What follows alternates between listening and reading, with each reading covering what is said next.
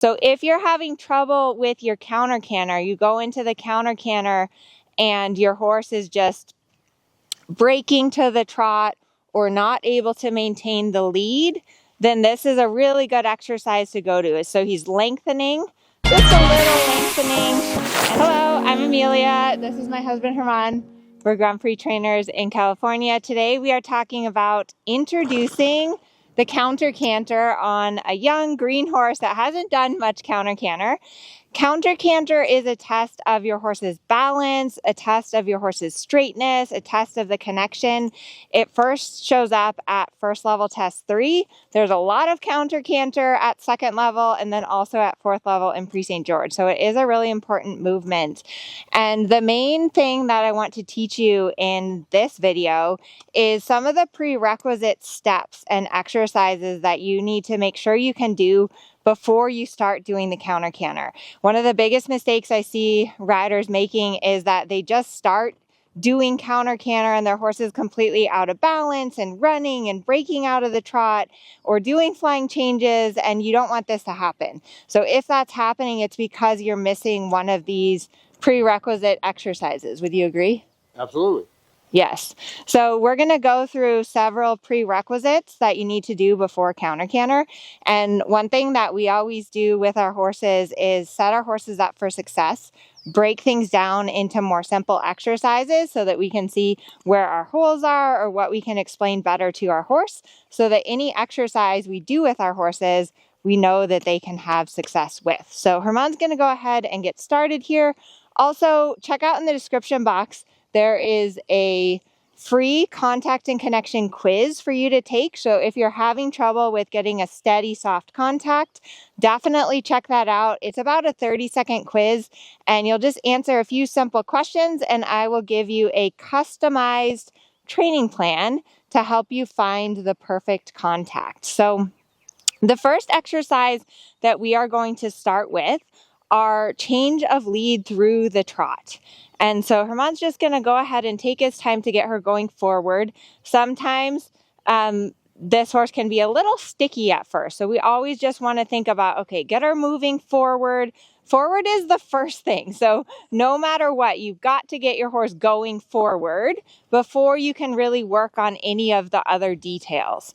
And yeah, you can see he's repeating that walk-trot transition because the first walk, good, that was better. So he started with his leg, she didn't respond, a little correction from the whip, and now we can see that time she was trotting more forward. Better, good, and praise her. Always reward your horse when they give you that positive reaction. That's right. And check your position, shoulders back, hands together. I always think about, I call it the rider position sandwich. So check your horse, check yourself, check your horse, check yourself. And whenever you're ready, you can go ahead up to the canter and we'll start with our diagonal change of lead through the trot. So you do always want to make sure that you can go canter, trot, canter, and that those transitions are really balanced and through. So you could see that trot canter transition. She was a little bit head up, not really through enough from behind. So he's going to repeat the transition again that we can get a more direct response. That was way better. Praise her. So you could see the difference. That second transition was way better. Until you can do a really smooth, fluid trot canter trot transition, you don't want to start working on your counter canter. So that is a prerequisite. And there we go. She's already doing flying changes. No problem. So, you know, another training principle is that you just take the time until the basics are correct. And of course, we say, oh, we're filming this video and we need to do counter canter. But you always just are patient with explaining it to your horse, calmly repeating until your horse is responding to your aids. So now we're going to go across the diagonal, make a transition to the trot. And this exercise of across the diagonal and change of lead through the trot, that shows up. They started at first level test 2, and then it's also in first level test 3. So this is the beginning of teaching your horse that there is a left lead canter and there is a right lead canter. Lovely canter. Yeah, really nice rhythm. This horse has a beautiful jump to her canter. You can see there's a lot of suspension in her stride, so there's a lot of air time. And I don't know if you can hear on the video, but she really kind of purrs and breathes rhythmically with her canter, which is what we really want. Change the flexion, make sure, good job, good job. Good, so once you can do the change of lead through trot, the next exercise before the counter canter is lengthen the stride and a 15-meter circle. So he's gonna do a light little lengthening and then a 15-meter circle at S. The 15-meter circle is a test of your horse's balance and suppleness, and it works a little bit on engaging their hind end. So if you're having trouble with your counter canter, you go into the counter canter and your horse is just breaking to the trot or not able to maintain the lead, then this is a really good exercise to go to. So he's lengthening, just a little lengthening, and then a 15-meter circle around me here at P. Look up, look for the touch points. Make sure that your horse is looking where they're going. Super, good. And then the next exercise is, can you go from the rail, turn towards the quarter line, and ride straight on the quarter line? So notice how we're really breaking things down. We're not just trying to go out to X and back to the rail. Go straight, a little more shoulder fore there. Good. So do that again, and I just want you to start by going from the rail to the quarter line and ride straight at the quarter line. You're doing one step faster than I wanted. Now just go straight on the quarter line. Don't let her go back to the wall. Don't let her go. There you go. I like this exercise because it teaches your horse to wait and that they don't just fall back to the rail. One of the biggest mistakes I see is in the shallow loop counter canter serpentine, the horse just wants to fall back to the wall. Good job. Yeah, and then on the next long side, you're going to go from the rail to the quarter line and back to the rail.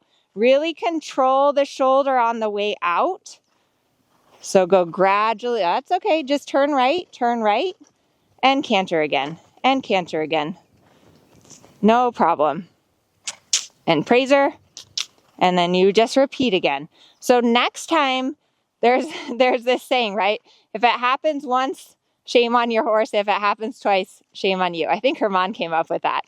So next time, right as you start turning back to the wall, say, and keep cantering, don't break.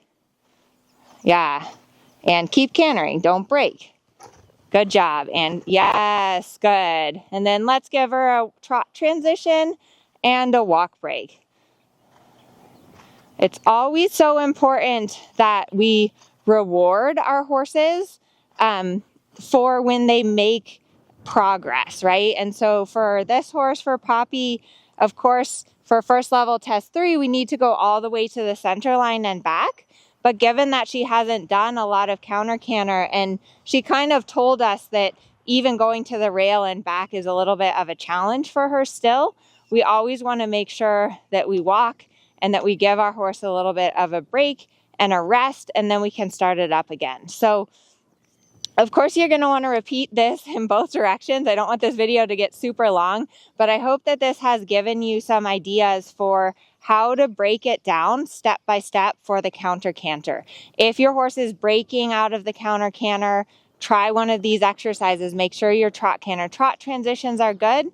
Make sure you can ride 15-meter circles or even 10-meter circles in the canter, and then start like we did from the rail to the quarter line. And then eventually when you can go from the rail to the quarter line and back to the rail, you'll go from the rail all the way to the center line and back to the rail. But I can't stress enough how important it is in training that you break it down into baby steps and that you want your horse to build confidence. So if you overface your horse, like if I told him, okay, just go across the diagonal and counter canter the whole arena, he would get in a thing with her because she isn't ready for it. So she would get upset and break, and her head might come up, and it wouldn't be a good experience. So we always want to set our horses up for success so that they can do whatever exercise that we ask them to do, and then that's how you get your horse to try for you. What did you think? That went well. Yeah. It was better the balance when I held on and didn't and went back because, yeah, she drifted back, and I was like, oh, yeah, I'm going back to the rail. Yeah. And it was a little trickier to keep her straight, and then obviously she broke the other time. So that was a good tip. made the balance better. That was a good tip too that I learned that from you, is when you're doing that counter-canter loop in first 3, make sure that you get to the center line early, like a stride or 2 before X, ride straight a stride or 2, and then really go gradually back to the rail. It's not a leg yield back, it's straight back. And it's also not just fall back to the rail. Right. So I hope you've enjoyed this video. Don't forget to take our contact and connection quiz so that we can help you out to find that soft, steady contact like Poppy has. And we'll see you in the next video. Give our channel a thumbs up and like and subscribe. We post a new video every single Wednesday.